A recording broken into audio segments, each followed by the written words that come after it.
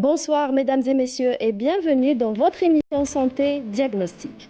Ravi de vous retrouver comme chaque semaine pour une nouvelle thématique médicale et aujourd'hui nous allons parler de la digestion pendant le Ramadan. Ce mois sacré qui est un moment de partage mais aussi un défi pour notre organisme et en particulier pour notre système digestif.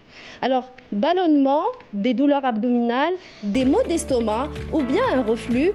Beaucoup de jeûneurs ressentent ces inconforts sans comprendre les causes et sans savoir comment les éviter. Alors, comment préserver sa digestion pendant le Ramadan?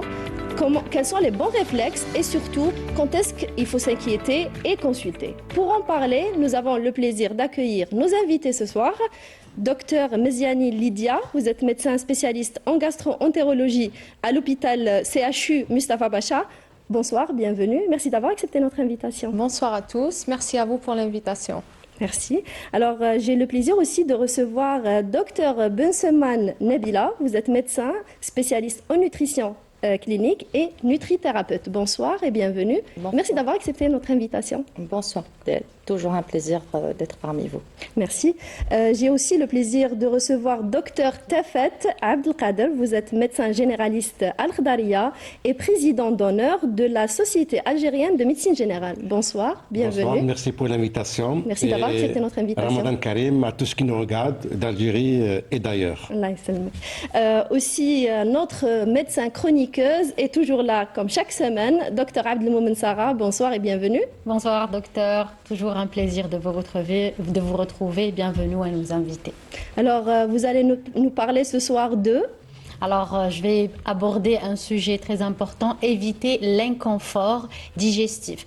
Donc, les astuces, comme toujours, on va donner des petites astuces que ça ne passe pas juste par le plat, mais même l'état dans lequel nous allons manger. Tout à fait. Oui, et nous allons aussi, à la fin de l'émission, répondre à quelques questions que vous nous avez laissées via les réseaux sociaux de Canal Algérie. Nous allons également parler de quelques, on va dire, troubles spécifiques qui vont être perturbés pendant le mois sacré et pendant le jeûne, notamment l'ulcère gastro-duodénal et la gastrite, le reflux gastro-œsophagien. Mais avant d'entamer tout ça et de parler de tous ces troubles spécifiques, nous allons comprendre un petit peu quelle est la digestion. On va dire que la digestion de notre corps d'une manière générale, comment elle se fait et aussi pourquoi elle est particulièrement sensible pendant le jeûne. Docteur Meziani, expliquez-nous. Alors d'abord, on va parler de la digestion à l'état normal, donc l'état physiologique. La digestion, elle commence par la bouche, donc elle commence par la mastication, qui est un temps qui est primordial, qui est un temps qui est très important. Donc je conseille de bien mastiquer les aliments pour bien réduire leur taille. Aussi, ça va permettre de sécréter l'enzyme salivaire qui est l'amylase, qui va aider à la dégradation des sucres complexes. Après, la deuxième étape, c'est la déglutition. Donc après, c'est le passage du bol alimentaire de la bouche vers l'estomac. Donc la deuxième étape, c'est l'estomac. Donc l'estomac, par la sécrétion de l'acidité gastrique et des enzymes gastriques, elle va aider aussi à la dégradation, par exemple, par la pepsine des protéines. Donc après, on aura le chyme gastrique qui sera transporté vers l'intestin grêle. Donc là, au niveau de l'intestin grêle, on aura la stimulation du pancréas. Donc le pancréas et la vésicule biliaire. D'abord, le pancréas va sécréter toutes les autres enzymes spécifiques qui vont aider à la dégradation des protéines, des glucides. Et on aura la vésicule biliaire qui va sécréter la bile, donc qui va aider à l'émulsification des lipides, donc la digestion des lipides, voilà, des graisses. Donc de la graisse alimentaire. Donc après, c'est l'étape de l'absorption. Donc au niveau de l'intestin grêle, il y aura l'absorption des nutriments vers le sang. Et bien sûr, tout ce qui est comme déchets et fibres alimentaires vont être évacués par le côlon, donc le rectum, pas comme des selles. Tout à fait. Donc, voilà. Tous ces organes sont impliqués dans la digestion. Il y a des enzymes aussi qui sont impliquées. Mais particulièrement pendant le jeûne, tout ce phénomène qui arrive dans notre corps, qui est la digestion, il sera perturbé. Il est sensible, justement. Voilà. Donc, au moment du jeûne, le tube digestif, il est au repos. Oui. Donc, toute cette activité sera diminuée, voire absente. Donc, au moment du jeûne, il n'y a pas vraiment un problème. Le problème, c'est au moment de iftar. Oui. Donc là, c'est ça le problème. Le problème, c'est le tube digestif, il est au repos tout au long de la période du jeûne. Donc, au moment d'une iftar, il y a des mauvaises alimentation. Mauvaises habitudes. Voilà, les habitudes plutôt, c'est l'arrivée brutale d'un gros bol alimentaire à l'estomac qui était à l'état, on peut dire, quiescent, donc avec Au repos. au repos avec une sécrétion gastrique qui est minime. Donc là, il y aura une perturbation. La perturbation, c'est surtout, il y aura une diminution de son activité, donc la digestion sera lente. Là, ça va commencer les problèmes de la maldigestion, le ballonnement, la sensation de satiété, la lourdeur, oui. Donc voilà, c'est surtout le problème des habitudes alimentaires. Qu'on est en train d'adopter à chaque fois pendant le mois de Ramadan, à l'iftar surtout. Exactement, c'est surtout au moment de l'iftar. Tout à fait. On a la table qui est remplie de plusieurs plats et on va manger rapidement d'une manière non surtout saine. la mastication, comme j'ai dit. Donc la mastication, ça va vraiment aider à une bonne digestion. Oui. Donc l'arrivée du bol alimentaire, d'abord, il ne faut pas prendre tout en même temps. Il faut commencer par une date, de l'eau, et puis faire une petite pause, manger fractionné. Donc Oui. c'est pour stimuler le système digestif lentement. On va revenir par la suite justement pour tous ces conseils pour éviter tout trouble digestif. Aussi, le problème, c'est l'arrivée d'une grande quantité de glucides et tout. Ça va stimuler le pancréas, donc il y aura une hypersécrétion d'insuline. Ce qui va faire le corps comme réaction, il y aura une hypoglycémie retardée. Donc c'est pour ça qu'il y a la somnolence, vertige, la fatigue 2 heures après avoir mangé. Tout à fait. Voilà. Alors, comme nous venons de voir, le système digestif, il est très sensible au changement, on va dire, des horaires de l'alimentation, des repas. Pendant le mois de Ramadan, on reste des heures et des heures sans s'alimenter. Et puis, au moment du iftar, on va manger un repas copieux qui peut perturber la digestion et donner ce qu'on appelle les troubles digestifs. Alors, docteur Tafet, généralement, pendant le mois sacré, quels sont les troubles digestifs que vous rencontrez le plus? Dans la consultation, on rencontre effectivement, durant le mois de Ramadan, beaucoup de cas de ballonnement, par exemple. C'est très fréquent. Il y a aussi certains malades peut-être qui présentaient des ulcères anciens, à qui on doit permet le jeûne, mais parfois le fait de prendre certains aliments provoque parfois des réactions disons sur cet ulcère et ces douleurs. Donc on reçoit beaucoup de ballonnements, on reçoit beaucoup de cas qui présentent aussi des reflux. Aussi, c'est très fréquent. Et des douleurs abdominales aussi sont fréquentes durant la consultation, durant le mois de Ramadan. Donc, c'est des troubles que vous rencontrez en consultation. Beaucoup de patients en souffrent justement de ces douleurs, de ce reflux pendant le mois sacré. Et aussi, ceux qui ont déjà des maladies, on va dire, digestives, voilà, c'est eux qui souffrent le plus pendant le jeûne. Oui, effectivement, comme nous vient d'expliquer, d'ailleurs d'une façon très bonne, merci. Ces gens déjà présentaient des troubles et durant le mois de Ramadan, le fait déjà après une période de jeûne de quelques heures, et le patient parfois ne prend pas le temps de bien mastiquer ses aliments. Prend beaucoup d'aliments à la fois, alors qu'il est conseillé de rationaliser je ne sais pas si je peux me permettre de dire ainsi, les repas. Il faut commencer par 2-3 dates par exemple, avec de l'eau ou bien du lait, et attendre un peu, et puis manger de façon, disons, très lentement. Oui. Vous savez, nos traditions, c'est toujours la harira, la shorba, etc. C'est bien, ça réhydrate le corps.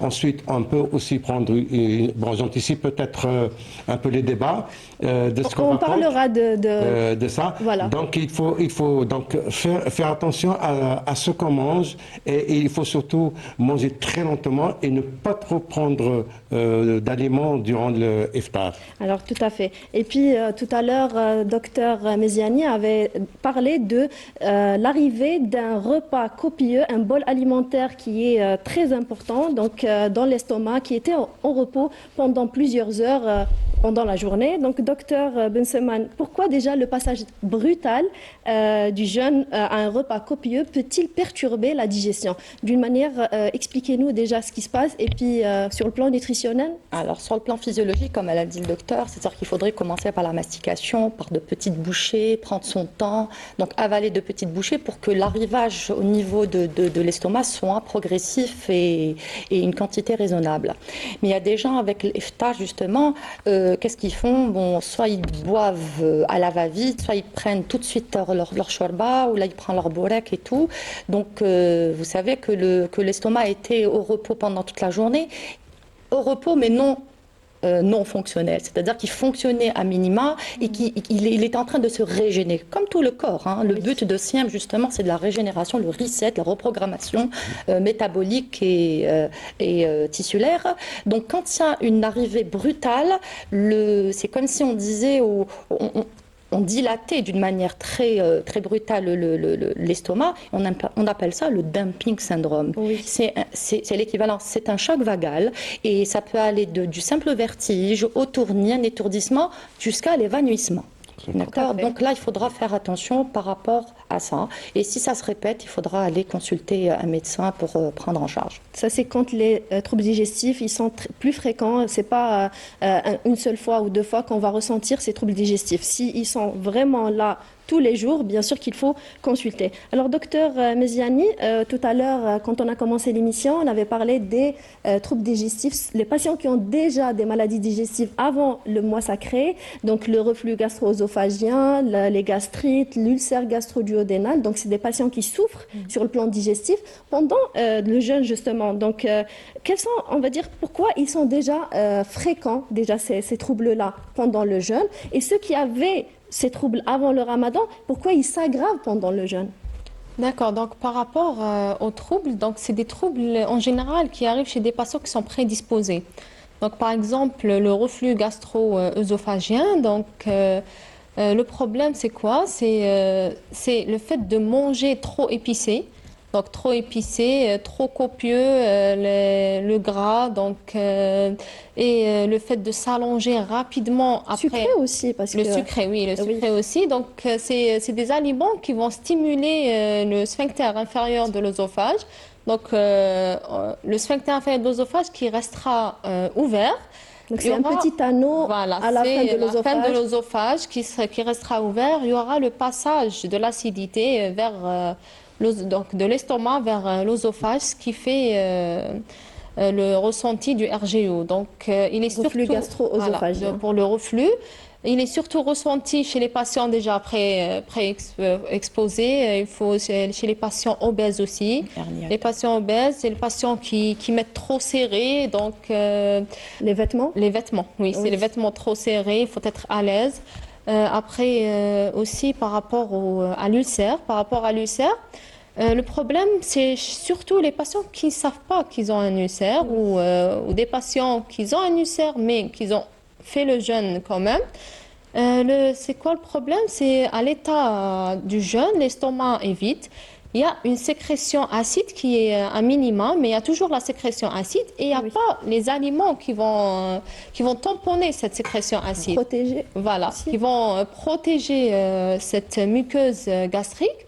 Donc, ce qui fait, c'est déjà l'ulcère, c'est une partie qui est fragile. Oui. Donc, c'est la fragilité de la muqueuse.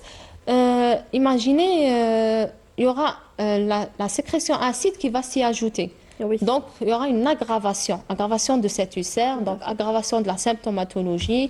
C'est pour ça qu'il n'est pas conseillé. Et d'ailleurs, les symptômes ressentis par les patients qui ont cet ulcère, c'est des c'est douleurs. les douleurs. À quel moment? Bon, ça part de douleurs jusqu'aux complications. Oui, oui. Donc, On ça en parlera commence, tout à voilà. l'heure. Donc, ça commence de douleurs. C'est surtout après une période de 4 heures de jeûne. À partir de 4 heures ou plus de jeûne, donc l'estomac sera vidé. Et là, Et là, il y aura les des symptômes qui vont commencer. Tout à fait. Alors, pendant le mois sacré, on l'a dit tout à l'heure que la table, elle est remplie par plusieurs sortes de plats, aussi sortes de boissons. Et docteur Benseman, quelles sont déjà les boissons qu'on doit éviter pendant le mois sacré et qu'est-ce qu'il faut prendre à la place? Alors, comme le mois de Ramadan, c'est un mois de régénération, donc il faut manger sainement et proprement. Quand je dis proprement, c'est-à-dire que essentiellement, c'est de l'eau. D'accord. Oui. Maintenant, si on veut varier dans nos boissons, on peut mettre, par exemple, un peu de l'eau citronnée, de l'emmentholé, ou bien mettre du concombre, ou un peu de légumes mixés et se faire des smoothies à la maison, mais surtout éviter les sodas. Oui. Les jus industriels, vous pouvez Le pas. sherbet. La charbette, oui, voilà, Oui. j'avais préparé ça. Ça devient une mode. On voit des stands poussés comme ça, par-ci, par-là, de charbette, et les gens l'achètent. Oui. Alors, non seulement c'est de l'acide citrique, c'est du sucre, c'est de L'hygiène l'eau, aussi. l'hygiène. Je ne sais pas d'où ils ont mis le contenant de ce jus, et on le met dans un sac plastique toute la journée au soleil. Franchement, faites votre jus à la maison. Oui. D'accord, faites votre jus à la maison. Donc, privilégiez l'eau, évitez le soda et évitez les jus industrialisés et le sherbet. Tout à fait. Alors, on vous conseille de bien s'hydrater pendant le mois de Ramadan parce que déjà, pendant la journée, on perd beaucoup de liquide parce qu'on ne va pas s'hydrater. Et puis, après l'iftar, c'est-à-dire entre l'iftar et sahur, il faut toujours bien s'hydrater, de préférence avec de l'eau ou bien avec des jus naturels faits à la maison. Ça peut protéger votre santé et aussi ne pas vous exposer aux complications. Alors justement, docteur Méziani, donc les maladies chroniques, certaines personnes ressentent des ballonnements et surtout après de longues heures de jeûne. Pourquoi déjà le côlon devient-il plus sensible après plusieurs heures? On a parlé de l'estomac quand on a parlé du reflux et de l'ulcère, mais maintenant le côlon irritable, les ballonnements,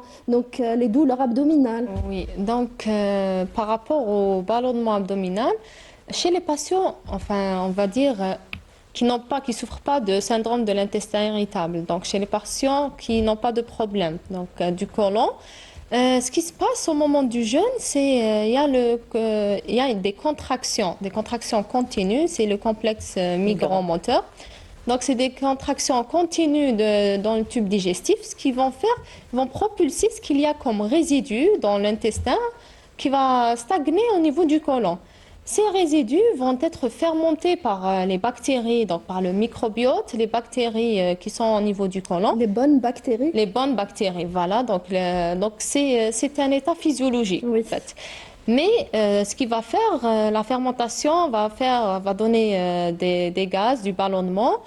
Donc ça, c'est dans l'état physiologique. Chez les patients qui ont de l'intestin irritable, c'est des patients qui ont une hypersensibilité viscérale. Oui. Ce qui veut dire que leur côlon est très sensible à tout ce qui se passe, donc à ces petites modifications, ces petites réactions de fermentation, ils vont ressentir comme une douleur. Ça va être ressenti comme douleur, ça va être exagéré et surtout il y a le facteur stress. Facteur stress et focalisation de ces patients sur leur côlon. Donc, ils sont tout le temps en train de penser qu'à ça, ce qui va faire une augmentation de la sensibilité et le ressenti de ballonnement, de douleur qui va être plus chez ces patients, chez cette catégorie de patients. Tout à fait. Alors, pour justement les troubles digestifs, il y a aussi le côlon irritable ou le côlon nerveux qui, on va dire, les symptômes de ce problème vont s'aggraver pendant le jeûne. Docteur Tefet, donc comment le jeûne il va influencer l'état de ces patients? Pourquoi ça s'aggrave la symptomatologie pendant le jeûne? En principe, durant le mois de Ramadan, pour les gens qui ont l'habitude d'être stressés, en principe, durant le mois de Ramadan, on stresse moins. Je ne sais pas pourquoi, mais le jeûne quand même donne une certaine harmonie du corps, donc on se sent beaucoup moins stressé durant le mois de Ramadan. Mais ces patients justement qui présentent donc, un côlon irritable, du fait de leur stress déjà, se voient déjà inquiets et beaucoup plus stressés, pensant que c'est le jeûne qui est la cause de cette augmentation donc, de l'irritabilité du côlon. Oui. Donc alors que on est là justement pour dire à ces personnes qu'au contraire le jeûne va vous aider à mieux encore disons à mieux supporter cet effet. Donc par contre ce qu'on conseille à ces personnes c'est de ne pas s'allonger. Vous avez il y a des gens qui quand ils prennent juste après le phto, il s'allonge directement. Donc fait. ça, c'est à déconseiller parce que ça favorise encore, je pense que ma conscience sera d'accord avec moi, ça favorise le reflux et de là l'irritabilité du côlon. Oui. Donc on conseille à ces gens de bouger, de sortir, de faire même si possible une activité physique, voilà, pour ces personnes. C'est justement avec ces conseils, ils peuvent éviter l'apparition des symptômes et l'aggravation de l'état de leur De côlon. leur stress, Tout voilà. à fait, du Voilà. côlon irritable. Alors, les douleurs ressenties dès le phtor ne viennent pas uniquement de notre alimentation. Donc, docteur Abdelmoumen Sarah va nous expliquer tout ça. Donc, Sarah. Merci. Alors là, on va parler de stress digestif au phtor. Là, c'est le cerveau qui va imposer ou bloquer l'intestin. Au moment du phtor, généralement, quand on a des douleurs, généralement, on pense à ce qu'on mange. Mais le problème ne vient pas seulement de ce qu'on mange. Des fois, on mange sainement, mais c'est l'état dans lequel nous mangeons qui a toute son importance. Donc, manger sereinement, c'est pas la même chose que manger en stress. Et durant le phtor, généralement, on vit le moment du iftar dans la précipitation, la fatigue, c'est la fin de journée, fatigue, agitation. Tout ça dans le bruit, toute la famille se met à table, voilà, le mouvement à l'algérienne. Et généralement, c'est stressant. Et les écrans et tout ça. Donc, le corps, au lieu de recevoir l'information de la digestion, il va recevoir un signal de stress. Oui. Il faut savoir que notre corps est connecté, notre cerveau est connecté à notre intestin. Il communique en permanence. Et quand on est stressé, le côlon se contracte plus souvent, il y a un excès de son fonctionnement, le nerf digestif est plus sensible et la digestion ralentit, voire elle va devenir anarchique. Oui. Et c'est là qui fait, les résultats c'est quoi? Ballonnement, douleur digestive, reflux, douleur et des fois même des envies pressantes d'aller aux toilettes. Ça ne se passe pas que dans votre tête, c'est physiologique et c'est réel. Oui. D'accord? Donc c'est le moment où on mange, on donne une information qui n'est pas correcte. Et ce qu'il faut savoir, c'est qu'il y a des études récentes qui ont montré que les 5 premières bouchées donnent tout le temps de notre digestion. On a tous parlé de mastication. J'insiste sur ça parce qu'il y a des personnes qui ne mâchent pas. Ils avalent directement. Effectivement. Alors que la mastication a toute son importance. Il faut mâcher lentement. Et l'astuce est, quand on prend la première bouchée, pour mâcher, il faut remettre les ustensiles, les couverts. Oui. Mâcher et puis reprendre. Ça nous donne du temps pour bien mastiquer. Donc là, on dit que les 5 premières bouchées أعوذ بالله من الشيطان الرجيم إن الصلاة كانت على المؤمنين كتابا موقوتا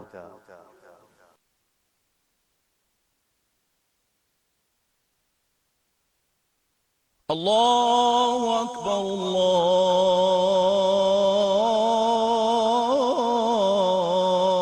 الله أكبر أشهد أن لا إله إلا الله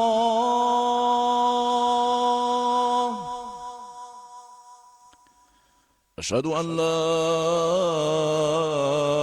إله إلا الله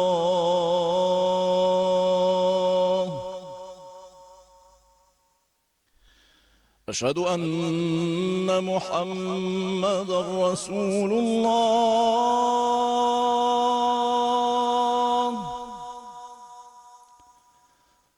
أشهد أن محمدا رسول الله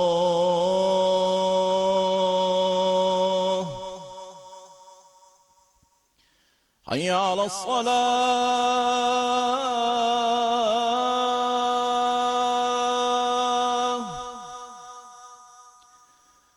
حي على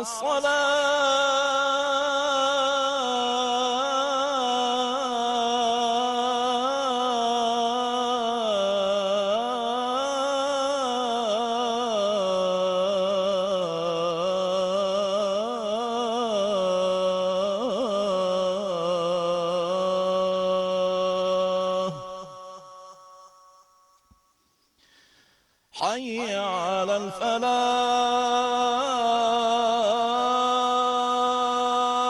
الفلاح حي على الفلاح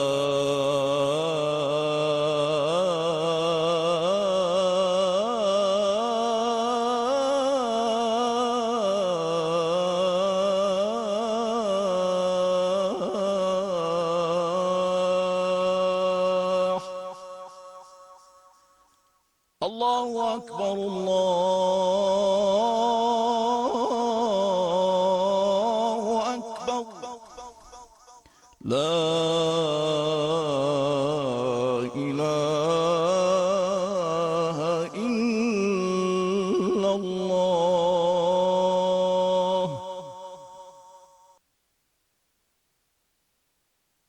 اللهم رب هذه الدعوة التامة والصلاة القائمة آت محمدا الوسيلة والفضيلة وابعثه مقاما محمودا الذي وعدته. Donne tout le temps. Donc, manger consciemment, essayer de sentir les goûts, voilà, être pas dans l'afflux. Généralement, quand le Eden est là, 10 minutes après, tout le monde a fini. oui, C'est oui. pas Tout à fait. normal. Oui, exactement. On est d'accord que Tout à c'est pas fait. normal. Tout à fait. Et c'est là que tous les problèmes de côlon irritable, si on a juste un petit souci, comme l'a expliqué docteur, le corps, déjà, il est en alerte. Il n'y a pas le calme pour digérer et que ça soit harmonieux. Donc, mon conseil, c'est de manger doucement, ne pas parler, pas d'écran, que ça soit dans la paix et dans la bienveillance. L'idéal. Et Oui, surtout, c'est l'idéal. manger consciemment. Apprécier le moment de... Apprécier le moment et aussi que ça soit sain aussi. Hein. Oui. On a beau passer un bon moment à table, si c'est pas ça, on aura des problèmes digestifs. Tout à Voilà fait. le conseil du jour. Il y a aussi les personnes qui, on va dire, elles sont là à rompre le jeûne avec de la cigarette ou bien avec du café directement sur l'estomac vide. Donc c'est très dangereux pour la santé. Oui, oui, très dangereux. On a compris que durant Ramadan,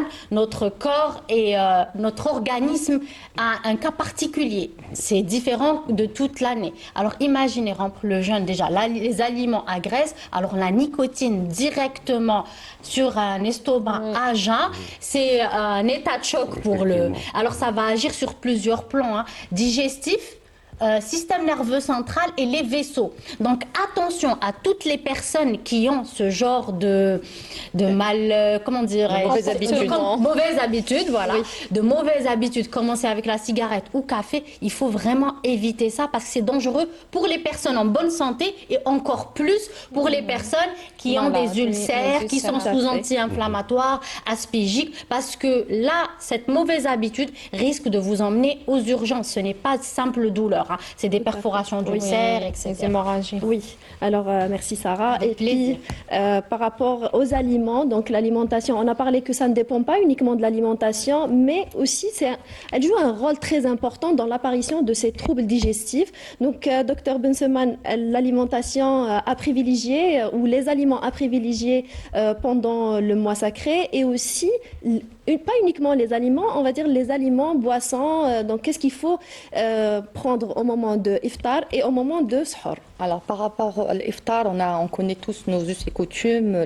La plupart du temps, c'est tmar avec du lait ou du lait caillé ou la dulben.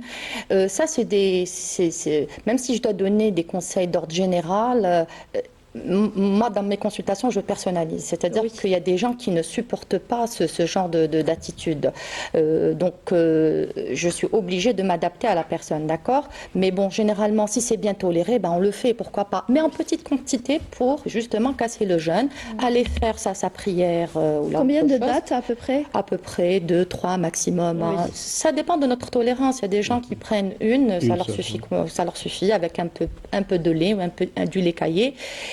Ou bien de l'eau. Oui. Ou bien de l'eau. Aller faire sa prière et revenir et manger justement. Alors je ne sais pas si je dois parler de quoi. Allons. Oui, Voilà. oui. Donc manger, c'est manger déjà des aliments doux. Facile à digérer, donc soit des légumes à la vapeur ou bien par exemple des crudités, d'accord. Ensuite prendre des protéines aussi faciles à digérer, à savoir soit de l'œuf, soit de la viande, soit un peu de poulet, soit le poisson, c'est la meilleure protéine.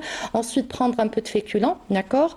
Tout ça accompagné éventuellement soit d'une eau citronnée si c'est possible ou d'une tisane digestive. Oui. Parce qu'on n'a pas cette habitude. Je sais que Florian, il prend soit de la menthe poivrée, soit du gingembre, soit du babounadj.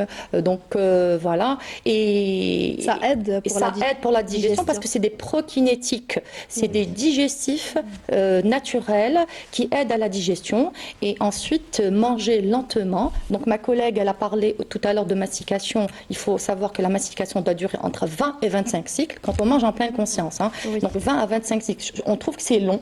C'est vrai qu'effectivement c'est long. Et s'il y a des gens, donc il y a même des nutritionnistes qui ont fait l'expérience de manger, de mastiquer consciemment, ça leur a pris 3 mois. Pas évident. Pas évident du tout. Donc boire, c'est l'eau, de l'eau citronnée, de l'eau, comme j'ai dit, organisée. Il ne faut pas que ça soit trop frais. L'eau, elle ne doit pas être fraîche. Et À température ambiante. Température ambiante. Je voulais attirer l'attention, les gens qui commencent avec une shorba super chaude. Voilà. Oui. Alors le chaud, quand il arrive dans un estomac vide, ça crée une hyperleucocytose locale et ça crée une inflammation au long cours, d'accord? Donc les gens au début, peut-être qu'ils ne s'en rendent pas compte, mais au bout peut-être d'une semaine, ils se retrouvent avec une gastrite, d'accord? Donc il faut faire attention, manger dans le calme, c'est l'idéal, manger lentement, varier son alimentation, pas trop de sucre. Pas trop de sucre, j'insiste. Le sucre, il vaut mieux le manger après l'aftor, d'accord? Se faire de petits plaisirs parce que manger, ça reste quand même un plaisir, c'est hédonique. Et les huiles. Oui. Les huiles, on a tendance à faire du borek, maqlé, dans l'huile. Donc l'idéal, c'est de faire... Il y a plein de fritures des fritures, sur les des tables. frites, oui. Donc l'idéal, c'est de mettre son borek au four et badigeonner avec du semen animal et non végétal pour justement ne pas avoir les méfaits de cette graisse. Tout à fait. Voilà. Il y a aussi le hamlahlou Oui, le hamlahlou. je pense. Oui, alors le hamlahlou, on peut le faire différemment. C'est-à-dire si quelqu'un, ça reste des fruits, hein, ça reste des fruits séchés, sucrés, c'est sucré. Déjà, le hamlahlou, on le prend à la fin. C'est pour ça que j'ai dit le sucre à la fin. Oui. Et le hamlahlou, on peut le faire différemment. C'est-à-dire que les gens, il faut on fait bouillir, enfin à la vapeur, tout ce qu'on a, d'accord, et à la fin jeter un sirop léger, d'accord, à base de mazhar, à base de sucre de date si c'est possible, ou un sucre, bon, on parle beaucoup de stevia, d'allulose et tout, pour ceux qui ne supportent pas ce sucre, légèrement sucré. Trouver des alternatives. Il y a des alternatives, il y a énormément d'alternatives, même la cannelle, même la badiane, ça reste sucré, hein, elle a un goût sucrant. Oui. Voilà. Parce que ça fait partie de nos traditions. Chaque ramadan, ces plats qui reviennent à chaque fois. Parfois, c'est des rituels carrément. Chaque famille elle a son propre rituel. Après, on peut améliorer ces plats-là avec quelques astuces, quelques conseils en changeant par exemple le type de sucre qu'on utilise à chaque fois. Par exemple, pour le tajin hlou, c'était des conseils donc, pour l'alimentation. Et pour les boissons, c'est surtout de l'eau. De l'eau, il y a les tisanes aussi. Oui. Les tisanes qu'on peut prendre. Du lait aussi. Alors là, moi, je ne suis pas très lait. D'accord. Sauf si c'est du lait végétal. Je ne suis pas gluten parce que je ne suis pas farine blanche. D'accord. Il y a d'autres farines qui peuvent justement être bénéfiques parce que Farmdan, donc on va régénérer. Donc il faut donner les bons aliments. Oui. Et si les gens pouvaient aller chez un gastro ou un nutrithérapeute avant l'apparition de Farmdan pour manger personnalisé, c'est encore mieux. Ça donnera de meilleurs résultats. En parlant de farine et tout, donc pour le pain, il vaut mieux le préparer à la maison. À la maison, ou si vous connaissez un boulanger qui travaille, ou enfin qui fait son pain avec du pain sans gluten, avec du levain, oui, why not, pourquoi pas, oui. Et la quantité à peu près? La quantité, c'est une quantité raisonnable, une tranche à la limite. Oui. Donc il faut manger, c'est vrai, mais il faut écouter son corps, parce qu'à un certain moment, le corps va nous envoyer des signaux de satiété, d'accord? Donc nous, on mange les yeux, oui. Mais il faut manger avec son estomac, justement. Donc, quand l'estomac il vous dit « stop, c'est bon, je suis full », arrêtez, c'est tout. Donc, après, vous allez manger peut-être en soirée, 3 heures après ou 4 heures après. On ne va pas mourir, hein. L'être humain peut vivre sans aliments 40 jours, voire plus.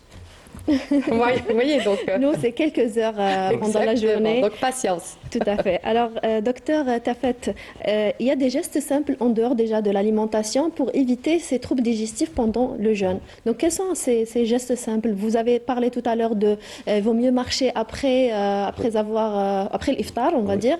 Il y a d'autres conseils à donner par rapport à ça? Oui, ce que je conseille à mes parents aussi, hein, mes parents aussi, mes patients et mes parents, bien sûr, c'est d'abord de ne pas trop manger donc l'iftar. Je leur conseille de prendre donc la harira, la sharba, et ensuite de prendre une salade, tout simplement. Et je pense que et beaucoup d'eau bien sûr, et puis laisser autre chose pour après. Oui. Après, bon, pour les gens, les Rohul Tarawih qui partent donc à la mosquée en revenant à la mosquée, ou bien vers 11h, vers 10h du soir, 11h du soir, prendre le repas là qu'ils devaient prendre, au lieu de le prendre donc l'iftar, ou de le prendre vers 10h du soir. C'est ce que je conseille à mes patients. Je leur conseille aussi d'éviter beaucoup de sucre, de laisser par exemple les fruits, les desserts, de ne pas le prendre au moment de l'iftar pour ne pas trop surcharger l'estomac, et de prendre ça vers 10h par exemple. Donc fractionner le repas. Vous savez, il y a aussi le phénomène de la zalabia, de qalb et tout, des sucreries aussi. Bon, c'est vrai que les gens ils se permettent, mais je leur conseille de ne pas en prendre tous les jours. Oui. Là, c'est très mauvais pour la digestion. Donc, je leur conseille de se faire plaisir 1 fois, 2 fois par semaine, par exemple, uniquement. Petite quantité. Une petite quantité, bien sûr. Et surtout de bouger. De ne pas s'allonger. Bien s'hydrater. De s'hydrater énormément et de sortir, soit de faire au minimum de la marche. Oui, éviter le stress aussi. Ça évite le stress, le fait déjà de marcher, de sortir, ça diminue le stress. Tout à fait. Alors, pour les différentes maladies digestives, notamment la gastrite, l'ulcère gastro-duodénal, les maladies inflammatoires chroniques de l'intestin, telles que la maladie de Crohn, la rectocolite hémorragique, donc c'est des patients qui se posent à chaque fois la question, est-ce que jeûner peut aggraver ma maladie digestive? Et docteur Méziani, donc qu'est-ce qu'on peut répondre à ces patients? Alors là, c'est une question qu'on va répondre au cas par cas. Donc par rapport aux gastrites, il y a des patients qui ont un antécédent de gastrite. Donc, c'est une gastrite, par exemple, AHP, un hélicobactère qui a été éradiqué. C'est une bactérie qu'on retrouve dans l'estomac. Dans l'estomac qui a été éradiquée, traitée. Donc là, il n'y a pas de problème. C'est juste les règles hygiéno-diététiques. C'est ce qui va, en fait, le plus aider. Oui. Donc, sinon, par rapport à l'ulcère. Donc, par rapport à l'ulcère, il y a 2 catégories. Il y a des patients qui ont un antécédent d'ulcère qui est résolu, donc guéri, il n'y a pas de problème, il a été traité, l'hélicobactère a été éradiqué. Donc là, c'est des patients qui peuvent jeûner. Donc, sauf s'il y a apparition de la même symptomatologie, il faudrait reconsulter, refaire des examens et voir s'il y a une récidive ou donner des traitements adéquats. Donc, par rapport aux patients qui ont une maladie ulcéreuse qui est active. Donc, maladie ulcéreuse qui est active, il n'y a pas encore eu de cicatrisation muqueuse. Donc, il y a toujours l'ulcère en place. Là, c'est des patients qui ne peuvent pas jeûner. Comme j'ai déjà dit, donc, le jeûne il y aura la sécrétion gastrique qui va encore éroder l'ulcération gastrique, ça va aggraver son ulcère. Peut-être que c'était un petit ulcère, on aura plus de complications. Ça va s'aggraver, ça peut perforer, ça peut donner des hémorragies digestives. Donc ça peut être vraiment un état grave qui peut même être fatal. Donc là, on ne peut pas jouer avec ça. Bien sûr, arrêt du tabac. Ça ne veut pas dire qu'on jeûne pas, qu'on peut... non, il faudrait arrêter le tabac, prendre son traitement. Donc là, pour l'ulcère active, il ne faut pas jeûner. Par rapport aux maladies inflammatoires... Et s'il est cicatrisé, oui. Là, la personne, elle peut jeûner. Oui, si c'est un antécédent d'ulcère cicatrisé, il a vérifié la cicatrisation avec son gastrologue, donc là, il n'y a pas de problème. Tout à fait. S'il faudrait donner des inhibiteurs de pompe à protons, des traitements préventifs, c'est au cas par cas. Oui. Donc... Sinon, par rapport aux maladies inflammatoires chroniques de l'intestin, la maladie de Crohn et la RCH, là, En fait, c'est un conseil personnalisé. Donc, on doit différencier deux cas de figure. Des patients qui sont en rémission, donc ces patients qui vont bien, ils sont bien sous traitement, ils sont bien réglés, il n'y a pas de diarrhée, il n'y a pas de dénutrition surtout. Oui. Donc, c'est des patients qui ne sont pas très de maigres. carence aussi. Voilà, il n'y a pas de carence. Il faut s'assurer que c'est des patients qui vont bien. D'accord? Donc là, c'est des patients qui peuvent jeûner. C'est des patients qui peuvent jeûner, bien sûr, à condition de bien s'hydrater, de bien manger, de prendre toute la ration nécessaire pendant la période d'iftar jusqu'au suhour. C'est pour ne pas tomber dans les carences. Oui. Donc, on a peur de tomber dans les carences, rentrer dans la dénutrition. Parce que ces maladies, ça donne une malabsorption de certaines vitamines. Exactement. Telles Donc, que la maladie de Crohn, par oui. exemple, ils ont voilà, manque la vitaminique. malabsorption de manque vitaminique. Donc, il faudrait bien prendre leur ration nécessaire. Sinon, si on va sentir que ces patients vont rentrer dans déshydratation ou en dénutrition, qui sont à risque, il faut vraiment pas conseiller. Sinon, par rapport aux patients qui sont en poussée, qui sont déjà en poussée, leur maladie n'est pas bien réglée, ils sont par exemple sous corticothérapie ou ils sont dénutris, il y a déjà des carences, une anémie hypovitaminose ou les patients qui ont subi beaucoup de chirurgie, c'est les patients qui ont l'intestin grêle qui est court. Oui. Donc l'intestin court, déjà, il y a une malabsorption à la base sans le jeûne. Là, chez ces patients, on ne conseille pas de jeûner. Il faut prendre la ration journalière, prendre leurs médicaments au temps précis. Il ne faut surtout pas arrêter le médicament. Voilà, surtout pas arrêter les médicaments, surtout pas rentrer dans la dénutrition et les carences et aggraver leur état. Tout Donc, à fait. état nutritionnel, aggraver l'inflammation.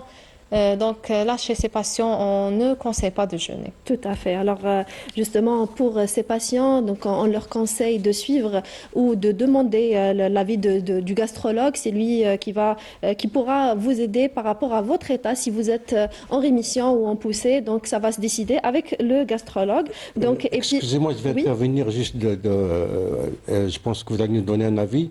Il y a une tendance actuellement chez nos patients, c'est de prendre des médicaments, donc des inhibiteurs, donc pompe à proton, de façon préventive. Donc ils prennent chaque matin, ils prennent un comprimé. Oui. Ils se disent que c'est pour éviter justement d'avoir cette acidité. Et sachant que ces médicaments sont en vente sont libre pas dans les anodins pharmacies, non plus. par exemple, Oui.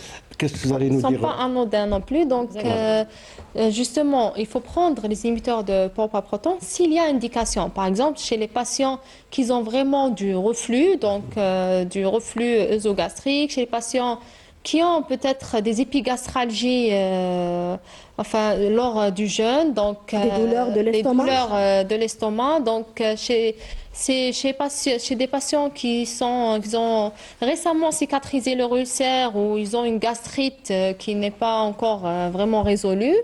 Donc, c'est au cas par cas. C'est pas pour tout le monde. Donc, les inhibiteurs à il pompe faut à pas. proton. Donc, le conseil qu'on donne, c'est qu'il faut éviter de prendre des médicaments Non, comme ça. absolument. Il faut Tout à fait. consulter Voilà. d'abord. Ouais. D'ailleurs, je profite par rapport aux inhibiteurs de la pompe à proton qu'ils peuvent donner ce qu'on appelle ils vont provoquer ou ils vont empêcher l'absorption de la vitamine B12 qui va donner une anémie et des troubles Exactement, neurologiques. ouais. C'est pour ça que vous ne pouvez pas les prendre au long cours comme ça sans prescription médicale et sans le suivi par votre médecin parce que si le médecin il les prescrit, il va bien sûr suivre votre état clinique et aussi à chaque fois doser la vitamine B12 pour voir si vous êtes en manque ou pas. Donc c'est des effets secondaires qu'on observe dans la prise les inhibiteurs de la pompe à proton pendant longtemps. Oui, docteur Ben Semman. Rajouter une autre complication suite aux IPP, justement, au long cours. On a besoin d'HCl. On a Exactement, besoin de cette acidité de cette acidité gastrique. Elle a tout son rôle dans la digestion, mais c'est un antimicrobien naturel que Dieu a créé en nous. Donc, tout ce qu'on va manger, n'oubliez pas, il y a des bactéries, il y a des virus, il y a des parasites, il y a des candidats. Donc, si tout ça n'est pas déjà pris en compte, la première barrière au niveau, voilà. Si le bol alimentaire échappe à cette première barrière, on va le retrouver au niveau intestinal et c'est là où ça va faire beaucoup de dégâts. Il y aura des dysbioses intestinales, il y aura du leaky gut, c'est un perméabilité intestinale, il y aura une diminution du mucus et plus loin, on aura des SIBO, on aura des IMO, un côlon irritable qui va s'aggraver. Tout à fait. Et bonjour les dégâts. Juste par la prémédication.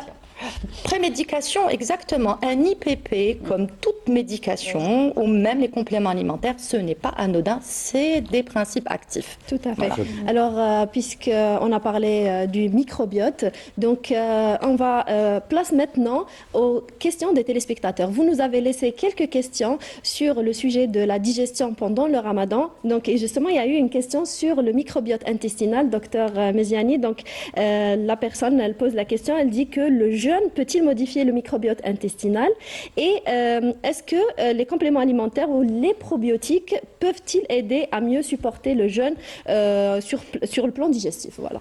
Alors, par rapport au microbiote intestinal, déjà comme définition, c'est les bonnes bactéries qui résident dans notre tube digestif. Donc, c'est des bactéries qui vont Elles sont bonnes pour notre santé. Voilà, elles sont bonnes pour notre santé. Elles ne sont pas nocives. Voilà, elles ne sont pas nocives. Elles vont aider à la digestion. Donc, à la fermentation des sucres. Elles vont aider à la fabrication de quelques vitamines, comme la vitamine K.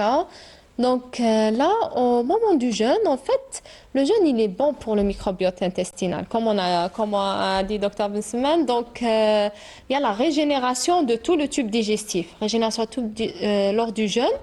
Donc là, il y aura la bonne bactérie qui va proliférer, qui va se nourrir du mucus justement et des cellules mortes régénérées. Donc, il y aura une prolifération de la bonne bactérie.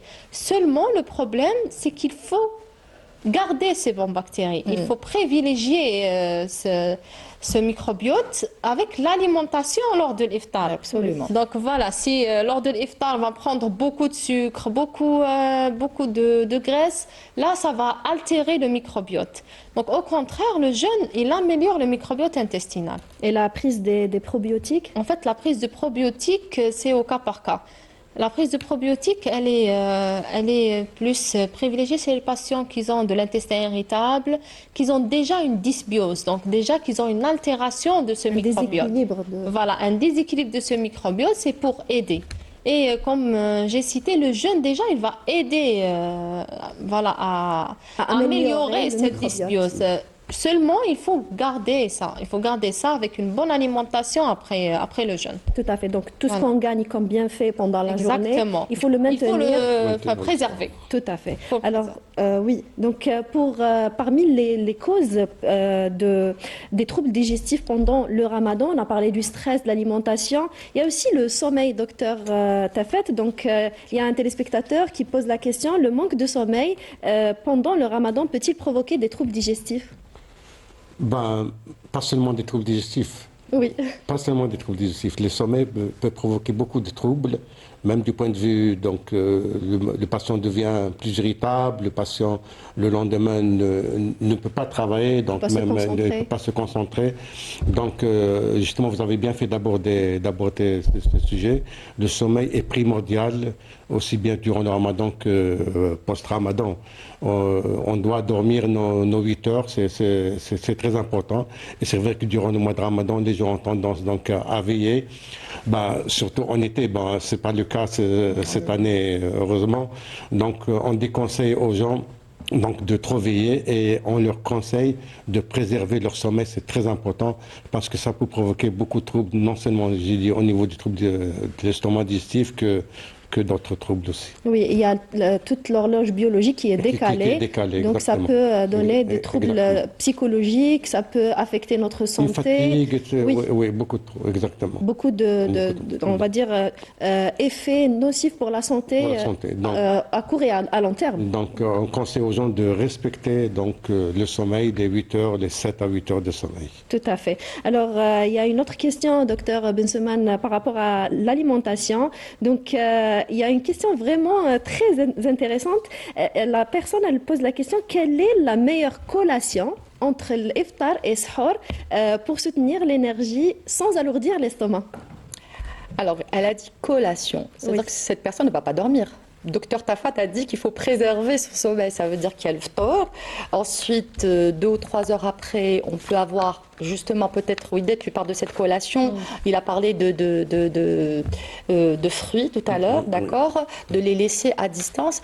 Ensuite, il faut dormir, d'accord, pour justement se réveiller le sahur et de manger aussi un repas équilibré le sahur.